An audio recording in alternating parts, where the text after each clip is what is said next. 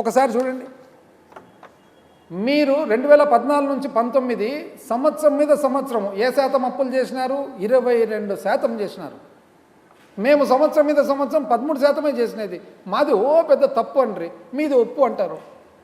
అంటే సామాన్య మానవునికి అర్థమయ్యేదానికి 2014 నుంచి 19 మీ ప్రభుత్వంలో ప్రతి ₹1,00,000 మీరు ప్రతి సంవత్సరం 22,000, అంటే లక్షకు 22,000, 100కు ₹22 మీరు అప్పు చేసినారు ప్రతి సంవత్సరం. అంటే ఒక సంవత్సరము 100కు 22, వచ్చే సంవత్సరం 122 మీద మళ్ళీ 24, అట్లా మీరు సంవత్సరం మీద సంవత్సరం ₹22 చేసినారు. మేము 13 చేసిండేది. మాది పెద్ద తప్పంట్రీ, అప్పే చేయలేదు మీరు అన్నట్లు చెప్తిరి. ఇవన్నీ చూడండి ఏం చేసినారు ఈ డబ్బులంతా.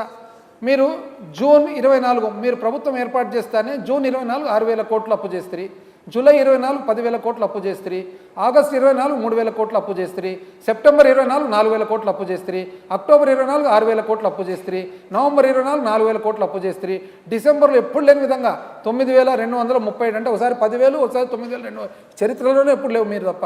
మళ్ళీ ఫిబ్రవరిలో 7,000 కోట్లు అప్పు చేస్తారు, ఆ తర్వాత మళ్ళీ ఈ ఫిబ్రవరి మళ్ళీ 5,820 కోట్లు చేస్తారు, మళ్ళీ మార్చిలో 3,600 కోట్లు చేస్తారు, మళ్ళీ మార్చిలో ఇంకోసారి 4,548 కోట్లు చేస్తారు, ఏప్రిల్లో ఈ సంవత్సరం 5,750 కోట్లు చేస్తారు, మేలో 6,822 కోట్లు చేస్తారు, జూన్లో 7,000 కోట్లు చేస్తారు, జూలైలో మళ్ళీ జూన్లో 10వ తారీఖు, అంటే జూన్ 3వ తారీఖు 7,000, జూన్ 10వ తారీఖు వారానికే మళ్ళీ 7,000 చేస్తారు.